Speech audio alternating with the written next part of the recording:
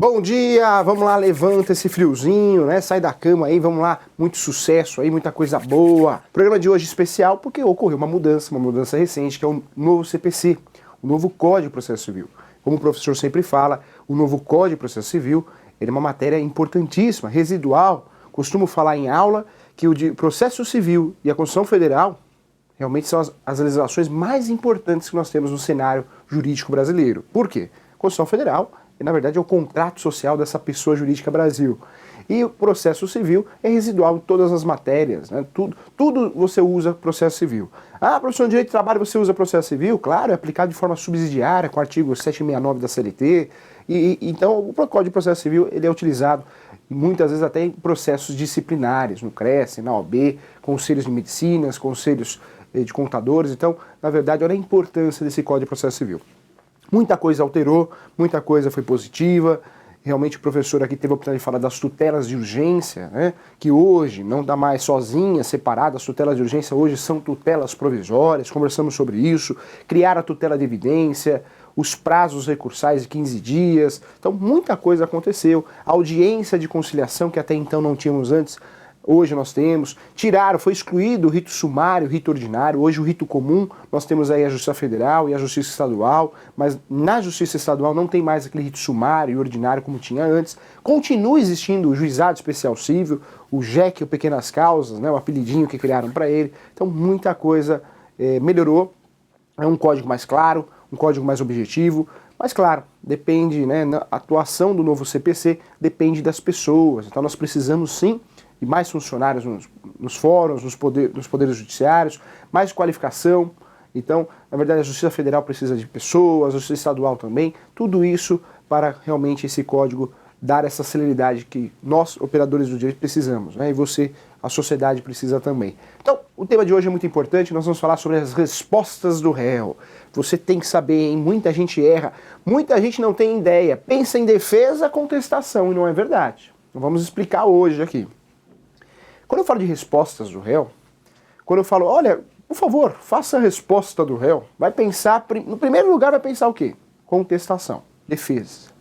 Professor, a única forma que eu tenho de defender o meu cliente, ou a mim mesmo, quando eu sou processado, chega uma citação em casa, via oficial de justiça ou via correio, eu já vou pensar na defesa.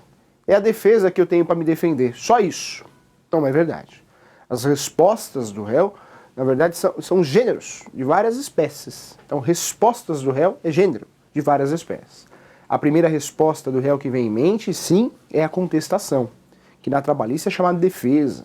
A contestação é realmente um meio, uma ferramenta para o réu falar no processo, porque ele foi citado. O réu só se torna réu para cumprir o contraditório para a defesa após a citação. Lembrando que no direito brasileiro nós temos 3 espécies de citação: oficial de justiça, via postal, correio, que é a mesma coisa, e temos ainda a citação por edital, que é uma citação fictícia, muito utilizada no uso capião e outros processos também, que não é uma citação tão comum, é fictícia. Então nós temos 3: oficial de justiça, diligência de oficial de justiça, via postal, via correio, que é a mesma coisa, e edital. Professor, peraí. Você esqueceu de uma, né? De uma forma de citação, que é a citação por hora certa. A citação por hora certa, na verdade, ela faz parte, ela é uma espécie do gênero citação feita por oficial de justiça. Citação por hora certa, o oficial de justiça vai até a sua casa, ele percebe que você está se ocultando, se escondendo, ele avisa alguém da sua família e fala, ó, amanhã eu volto às 15 horas, se ele tiver ou não, eu vou dar como citado. Então, na verdade, para o processo andar, é para punir aquele réu que está se ocultando. Nós falamos também das tutelas de urgência e das tutelas de evidência. Ambas são tutelas provisórias. Para controlar essa situação, o novo CPC, a situação do abuso de direito de defesa do réu, o novo CPC, ele trouxe a possibilidade de aplicar na tutela de evidência, o juiz que aplica a tutela de evidência, ele pode aplicar essa tutela de evidência que nada mais é que uma antecipação de julgamento, naquela situação que o réu só está enrolando, defesa protelatória, ele tá abusando do direito de defesa. Então, hoje, o advogado, o corretor, a sociedade, com esse novo CPC, não dá para enrolar na defesa. Eu tenho que fazer uma defesa coerente, né? Então eu tenho que fazer com base nas provas. Nós temos duas provas no direito brasileiro. Tem as provas orais e as provas documentais.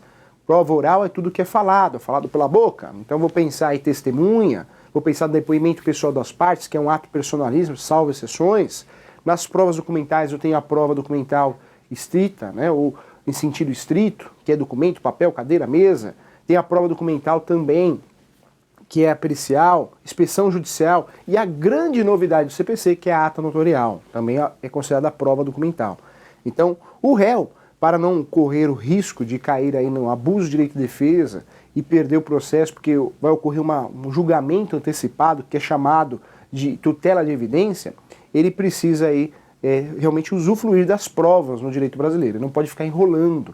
Então a intenção do novo CPC é evitar que o réu fique enrolando em relação às provas e não se defenda, haja com abuso de direito de defesa, ou seja, só enrola atos protelatórios para ganhar tempo, mas defender que é bom nada, a prova que é bom nada. Então cuidado, hoje o advogado não pode mais correr esse risco de ter uma condenação de tutela de evidência. Por quê? Porque ele está exercendo, está defendendo mal o seu cliente, ou seja, ele está defendendo mal porque ele não está defendendo, fundamentando essa contestação com provas. Então cuidado, hoje o juiz pode aplicar a tutela de evidência com fundamento de abuso de direito de defesa do réu, porque só está enrolando atos protelatórios. Então hoje mudou. E por que o professor está falando isso? Porque nas respostas do réu, se você se defender mal, né, pode ocorrer aplicabilidade da tutela de evidência, ou seja, antecipação do julgamento, porque você só está enrolando, não está se defendendo. Então, agora esquece um pouquinho isso, vamos entrar no assunto. Quando eu falo de respostas do réu, vem na mente contestação. Contestação é um instrumento muito utilizado, é o mais utilizado, mas não é só ele que eu vou usufruir quando eu falo de respostas do réu. Tem outros instrumentos e outras respostas que o réu pode realmente responder no processo. Novo CPC, a contestação agora está no artigo novo, diferente, nova localidade, 335. E lá fala, o réu poderá oferecer contestação por petição no prazo de 15 dias, cujo termo inicial se dará da data da audiência de conciliação ou mediação ou da última sessão de conciliação, quando qualquer parte não comparecer ou comparecendo, não houver autocomposição. Depois, vai aparecer outro material para você importante. 2. Do protocolo do pedido de cancelamento da audiência de conciliação ou de mediação, apresentado pelo réu, quando ocorrer a hipótese do artigo 334. E o terceiro, previsto no artigo 231, de acordo com o modo que foi feita a citação nos demais casos. Volta o professor que vai explicar isso. Professor, quais são as respostas do réu? É só contestação, né? Não, tem muitas, o professor vai falar. Estamos falando da primeira resposta do réu, que é a mais comum, a mais conhecida, que é a defesa, a contestação. Professor, quando que eu tenho que apresentar a defesa? O réu, ele é citado, ou via oficial de justiça, ou via correio, via postal. O réu, quando é citado, hoje com o novo CPC, hoje a regra é ter uma audiência de conciliação. Se o autor se manifestar no sentido e o desejo de querer que tenha uma audiência de conciliação, se o réu não quer que tenha, ele vai ter que fazer uma petição através de advogado, se for no rito comum, se for no juizado não, mas no juizado também não vai conseguir cancelar essa audiência de conciliação. Quando eu falo desse processo, dessa contagem de prazo para apresentar a contestação, hoje no direito brasileiro, no processo civil, a contagem de prazo ela se dá após o protocolo do pedido de cancelamento da audiência de conciliação. Como assim, professor? O autor pediu audiência de conciliação, mas o réu não quer audiência de conciliação. Então o réu vai pegar, o advogado do réu vai protocolar, vai fazer um pedido para tirar de pauta e cancelar essa audiência de conciliação. Dali do protocolo, dali para frente conta o prazo de 15 dias para eu apresentar a contestação. Então a primeira situação que o professor está falando é aquela situação que não tem audiência de conciliação. Professor, quando começa a contar o prazo? A partir do protocolo do pedido do cancelamento e tirada de pauta da audiência de conciliação. Então começa a contar o prazo de 15 dias. Depois da segunda opção de prazo, nós temos aí quando tem audiência de conciliação. Quer dizer que o autor pediu, o réu não falou nada, também não protocolou para cancelar, vai ter audiência de conciliação. Saiu da audiência de conciliação, começa a contar o prazo de 15 dias para apresentar a contestação. Professor, mas peraí, uma dúvida. E se ocorreu o acordo? Se ocorreu o acordo, acabou o processo, não preciso apresentar a contestação porque ocorreu um acordo, tá? Então eu tenho essa contagem de prazo. E ainda, uma terceira possibilidade, é quando realmente não ocorre essa audiência de conciliação, não foi frutífera ou não teve essa audiência de conciliação, pode ser contado em alguns casos, ser citado quando não tem audiência de conciliação, quando também não tem o protocolo citado para apresentar a contestação de 15 dias. Aí é a citação, era muito comum no passado, então o código traz essa possibilidade, não vai ser tão efetiva, tão usada, mas ele traz aí uma terceira possibilidade de citação. Então a primeira é, a partir da contagem do cancelamento da audiência de conciliação, do protocolo do réu, o réu falou, não quero que tenha audiência de conciliação. Se não quer que vai ter audiência de conciliação, ótimo, tira de pauta, começa a contar o prazo para apresentar a contestação, porque não quer que tenha audiência de conciliação. Segunda possibilidade é a possibilidade de que tenha audiência de conciliação, mas não foi frutífera. Saiu dali e começa a contar o prazo de 15 dias para apresentar a defesa, a contestação. E a terceira e última possibilidade é a possibilidade da citação para apresentar a contestação, que era muito comum quando não tinha audiência de conciliação em regra. Então, continua tendo, continua existindo essa possibilidade, mas o comum é ter audiência de conciliação. Então, cuidado, hein? Nós temos 3 possibilidades para contagem de prazo para apresentar a defesa. E também o local mudou, né? Então vai aparecer para você de novo aqui, olha onde está a contestação. A contestação você vai localizar no novo CPC, novo Código Civil, no artigo 335. É ali que está o fundamento da defesa, a contestação. Fique atento em relação a isso. Então a primeira possibilidade de se defender é a mais comum, é a contestação, é isso mesmo. Na contestação, eu vou defender o meu cliente processualmente e materialmente, ou seja, no mérito, na história, no litígio e defeitos processuais. Então eu vou defender meu cliente nesse sentido, diretamente e indiretamente. Então, em relação a isso que eu vou fazer para o meu cliente, eu vou defender ele em relação ao processo, a provas, a evidência de provas e também se existe algum vício. Como assim, professor? Talvez o autor ingressou com uma ação, mas eu, réu, tenho conhecimento que já houve uma sentença arbitral, então eu vou apresentar isso como resposta, como defesa. Nulidade de citação, né? Ou também vou apresentar uma prescrição, porque prescreveu o direito. No direito brasileiro nós temos muitas prescrições, é uma forma de inibir que o direito seja perpétuo, né? Sem fim. Então, sempre tem prescrição. Quando a gente fala de prescrição, um banco ele tem 5 anos para te cobrar se você não pagou o cartão de crédito. Se você não conseguiu, se o banco não conseguiu receber de você em 5 anos, prescreve, não pode te cobrar mais. Isso acontece também com Serasa, SPC, né? Tem o prazo de 5 anos aí para incluir o seu nome nessa lista. Senão, depois de 5 anos, se você não pagou, tem que sair. Cabe dano moral. Ah, professor, mas eu não paguei, mas mesmo assim, tem o prazo de 5 anos. E no direito brasileiro é comum, nós temos prescrições de 3 anos, de 5 anos, de 10 anos, vai depender de cada história, de cada caso. Na trabalhista nós temos a prescrição bienal e quinquenal. Quando você sai do trabalho, você tem 2 anos para processar a empresa, senão você não pode processar mais. Então, o direito brasileiro ele tem várias prescrições, isso também pode ser utilizado como matéria de defesa lá na contestação. Preste atenção agora, o professor falou da primeira, contestação. A segunda é reconvenção. Segundo instrumento de resposta do réu, ou a segunda forma de resposta do réu, das espécies do gênero respostas do réu, é a reconvenção. A reconvenção é conhecida como contra-ataque. É uma forma de eu defender o meu cliente, mas eu estou contra-atacando. Eu estou falando assim, olha, não foi ele que fez, não foi o meu cliente, e foi você que fez, meu autor. Isso chama reconvenção, o contra-ataque. Professor, é uma matéria de defesa? Sim, é uma matéria de defesa, e muito boa, né? Um excelente instrumento para defender meu cliente, ainda mais se meu cliente tem razão, tem provas que quem é o culpado é o autor. Essa reconvenção no passado, no Código de 1973, era feita de forma autônoma. Hoje, com o novo CPC, essa reconvenção ela deverá ser aplicada dentro da contestação. Nossa, professor, mas que diferente ficou diferente. Eu aplico a reconvenção dentro da contestação. É assim que eu tenho que fazer. Lembrando que a reconvenção é considerada uma inicial, mas eu vou ter que aplicar agora dentro da contestação, porque a contestação, com o novo CPC, mudou.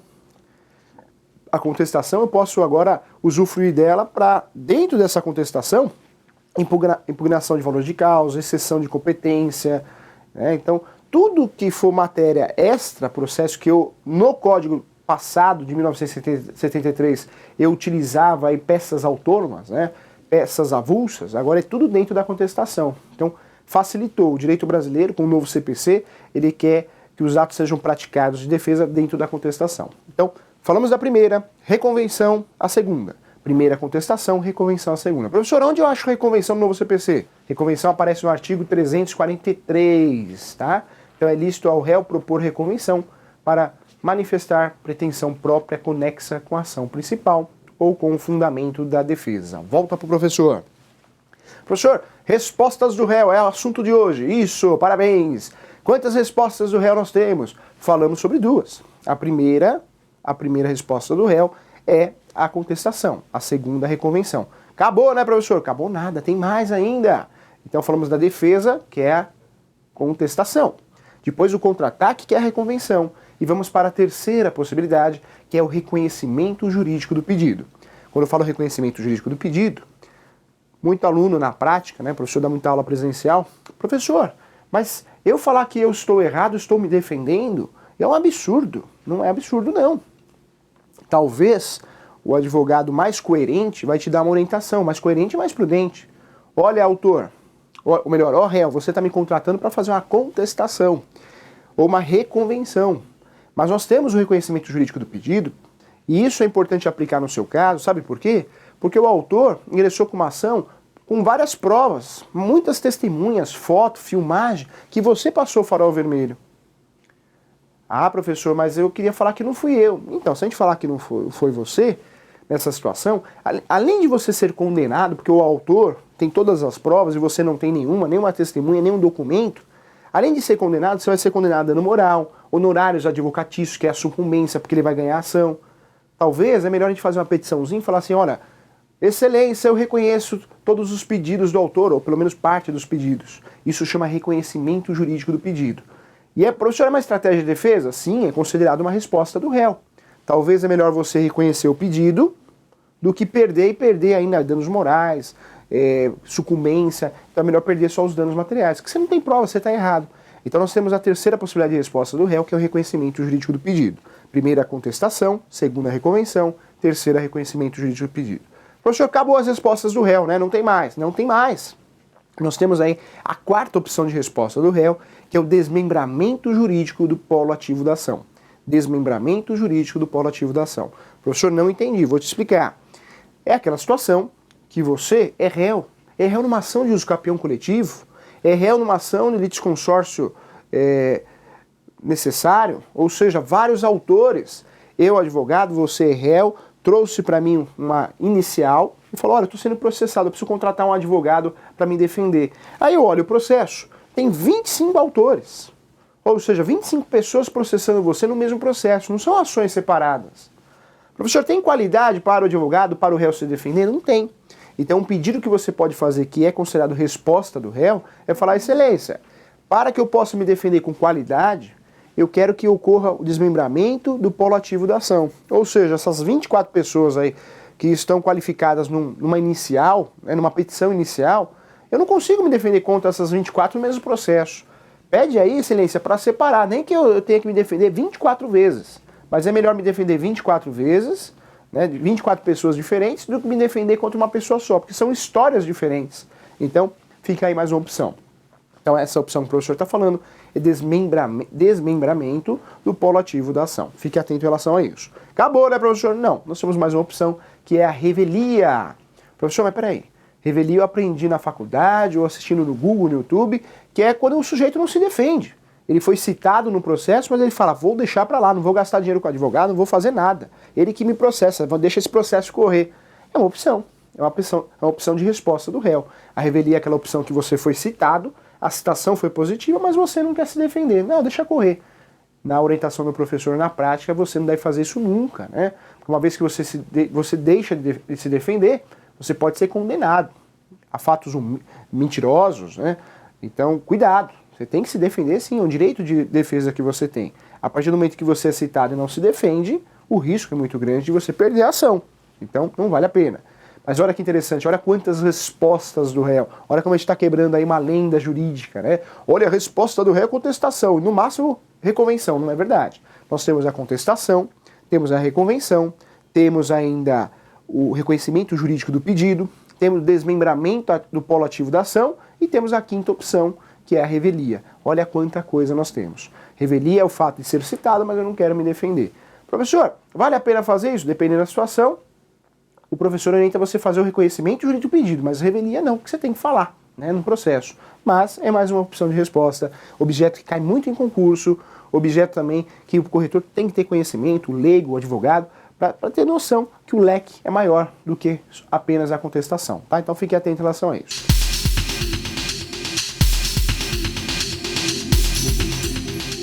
Preciso de advogado para me defender?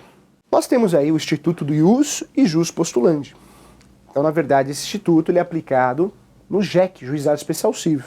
Então, falar que você, professor, para utilizar a justiça eu preciso de advogado? A melhor resposta do direito que o professor fala, depende. Se for no JEC, não. O JEC, o Juizado Especial Civil, é até 40 salários mínimos, hein? Isso o JEC estadual. Nós temos o JEC da Justiça Federal também, né? Que aí é até 60 salários mínimos. Mas o fato é que o JEC, no JEC estadual, até 20 salários mínimos, você não precisa de advogado. Não precisa. Nem como autor e muito menos como réu. Quando você vai na audiência de conciliação, de instrução de julgamento. Você não precisa. Por quê? Na verdade, até 20 salários mínimos não é necessário. De 20 a 40, precisa. E para recorrer, precisa também. Então, o fato é que nem sempre para você se defender precisa de advogado. Quando eu falo do rito comum, ou seja, justiça federal ou justiça estadual comum, você precisa de advogado para se defender, é o comum. Claro que você tem uma forma de não usar o advogado, que é usufruindo da revelia, né? Só que essa revelia é perigosa, porque se você não se defender, você vai perder a oportunidade de se defender e pode ser condenado a fatos realmente que não são verdadeiros. Então, quando a gente fala de respostas do réu, nós temos 5. Contestação, reconvenção, reconhecimento jurídico do pedido, desmembramento do polo ativo da ação e temos a última opção, que é a revelia. Falar que, olha, eu preciso de advogado para me defender. Depende. Se for juizado, não, até 20 salários mínimos. Se for justiça comum, precisa de advogado. E eu oriento você sempre, cada um no seu quadrado, não é verdade? O professor pensa muito assim. Não adianta você querer ser tudo. Tem que ser, né, cada um na sua profissão. Transação imobiliária tem que ter corretor. Ah, mas não é obrigatório. Deveria ser, tem que ter corretor. Ele que está preparado, ou deveria estar preparado para fazer a transação de um negócio, né? E o advogado, envolver o processo, tem que ter advogado. Cada um no seu quadrado, não é verdade? Então é importante assim, a gente entender isso e respeitar essas profissões. Ah, professor, eu vou cortar o meu cabelo mesmo. Meu Deus do céu, cuidado, vai cortar a sua orelha aí, né? Então, cada um na sua profissão. Então, o professor defende isso, mas tem esse instituto de uso, ou jus postulante, tanto na justiça aqui do procedimento do juizado especial civil, como também lá no juizado especial criminal. No criminal também tem o instituto de uso, ou jus postulante, e na justiça do trabalho também, né? Então, se você quiser processar sem advogado, você pode no seu trabalho, como também ir na audiência sozinho. Lembrando que o depoimento pessoal das partes é um ato personalíssimo. Então, em regra, deve ir quem? Sempre a pessoa, o réu e o autor. Salvo exceção na trabalhista, que tem a figura do preposto para a empresa, para o reclamado. Tá? Tem a figura do preposto que pode representar a empresa.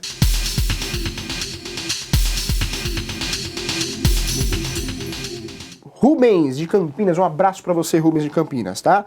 Bom dia, professor Júlio. Se na audiência de conciliação perceberem que o réu está enrolando, pode antecipar a decisão ou vai precisar esperar o processo normal para isso?